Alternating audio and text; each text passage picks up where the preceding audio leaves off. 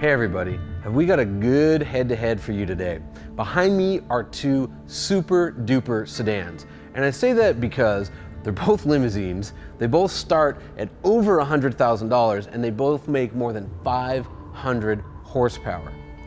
Now, obviously, cars that are this expensive can only be bought by very, very wealthy people. Call them one percenters, call them whatever you want. But here's the thing, these cars exist, those kinds of customers exist, so we have to help the discerning oligarch figure out which one of these Gangnam style luxury assault yachts is the best one.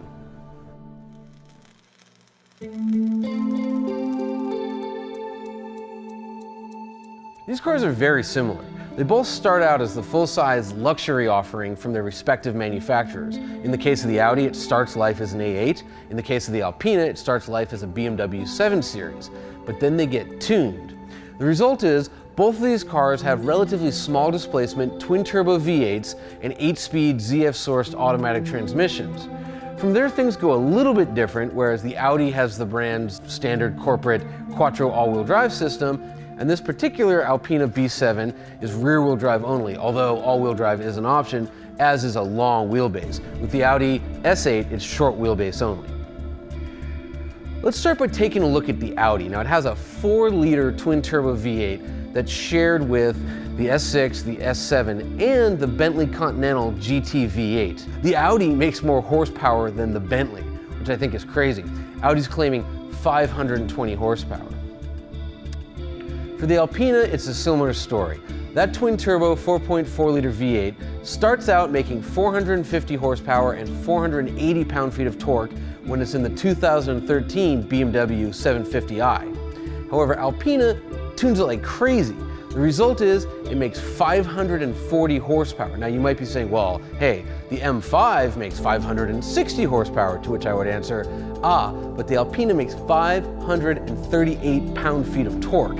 Again, the M5 only makes 500. So it's quite a car. And again, it's rear-wheel drive, which means it's probably gonna have a little bit better steering than the Audi, and there's something else.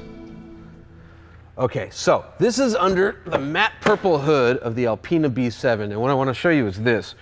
Right where my arm is, if you continue that line out, that's the center line of the wheels. And as you can see, most of the block, most of the engine is actually behind the center point of the wheels. And that's good because it makes the car more mid-engine than not. Now obviously, it's a front-engine car, but all that weight is tucked back against the firewall, back behind where the wheels are doing the turning, and that makes the car kind of more eager and better handling.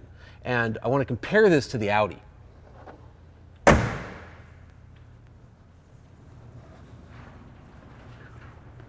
Boom! That right there is the center line of the wheels. And that means that this big twin-turbo V8 motor is slung all the way in front of the half shafts. It means that this car has a bunch of extra weight hanging off the nose that the Alpina simply doesn't have.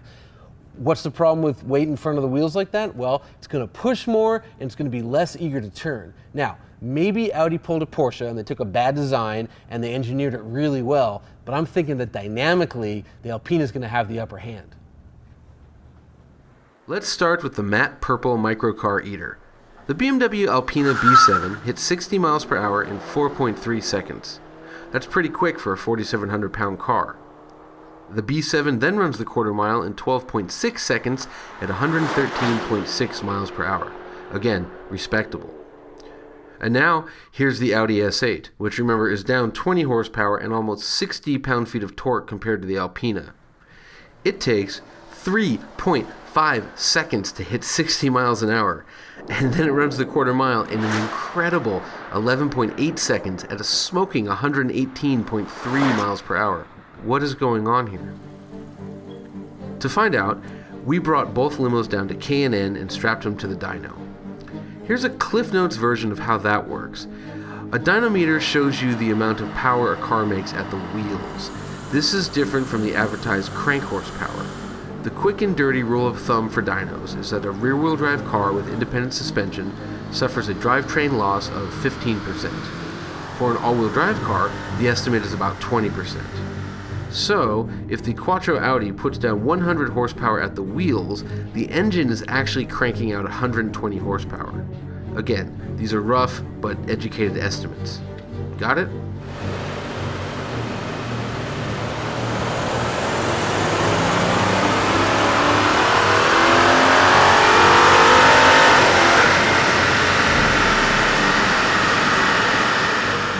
Well, the Audi spun 479 horsepower and 422 pound-feet of torque, which, if you factor in a 20% loss rate, is actually 575 horsepower and 506 pound-feet of torque.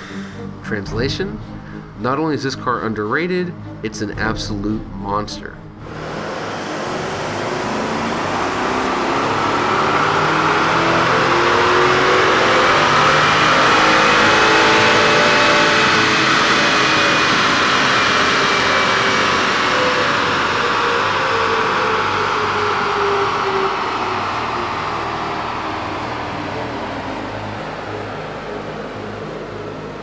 The Alpina is a different story. It put down 414 horsepower and 437 pound-feet of torque, and at a 15% loss rate, that's 476 horsepower and 503 pound-feet of torque, considerably less than advertised. And if we go ahead and assume the same power loss as the all-wheel drive Audi, those numbers are still less than the 540 ponies and 538 pound-feet of torque that BMW claims.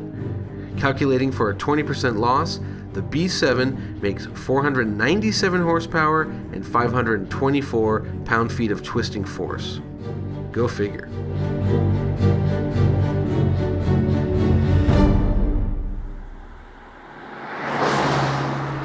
So here we are in the Alpina B7, and the first thing I want to point out is I finally found a car color that matches my shirt. The next thing is, you look around the interior and Alpina hasn't done much. I mean, they have a new steering wheel on here and they seem to have gauges that match the body color, but otherwise it's sort of your luxury cocoon fortress of solitude, just like any other 7 Series, which for a high performance car maybe is a little too isolated. The next thing you notice is how poor the throttle response is, and this was everyone who drove the car. This was their number one complaint, is that you enter a corner, you're at the apex, you hit the throttle, and you wait, and it's like they solved turbo lag with the engine, but they felt bad about solving it, so they reintroduced lag with the throttle pedal. And it's a real shame because BMW's have traditionally been known for their great throttle response, and this is sort of a brand betrayal. The second thing that we don't like about the B7 is that on a twisty, fun road like this, it feels big and heavy. Now you might say, well, Johnny, it is big and heavy. To which I would say, yeah, but so's the Audi. In fact, there's less than 100 pounds of difference between those two cars, yet the Audi feels like a sports sedan, whereas this always feels like a luxury barge.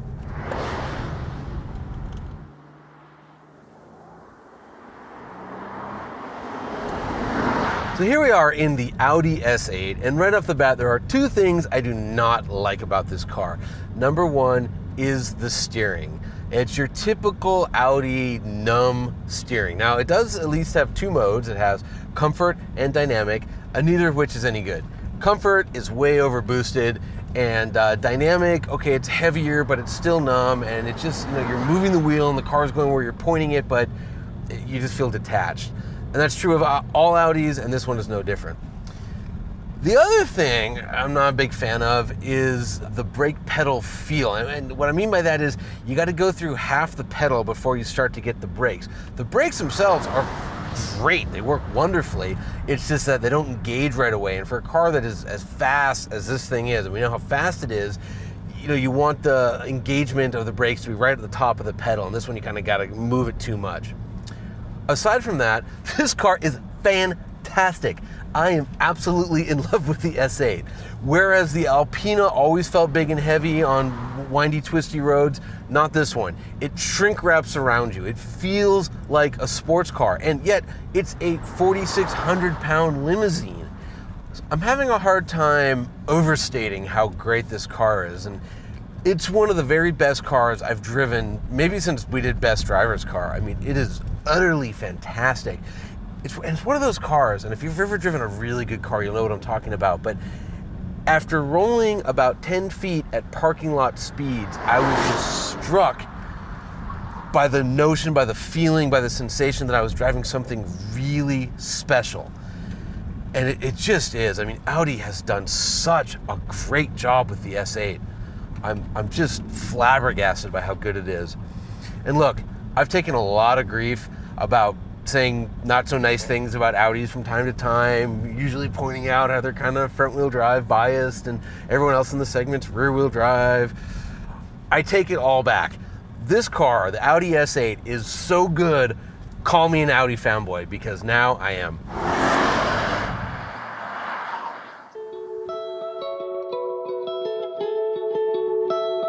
So, the big takeaway here is this.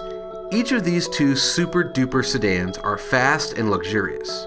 And while one is spooky fast, we seriously doubt that the people who can and will purchase these cars spend a bunch of time waiting on Christmas trees at drag strips. These are, after all, limousines. However, one of them is able to transcend its limo-ness and become an excellent driver's car. And that's the Audi S8. Hey, it's cheaper too.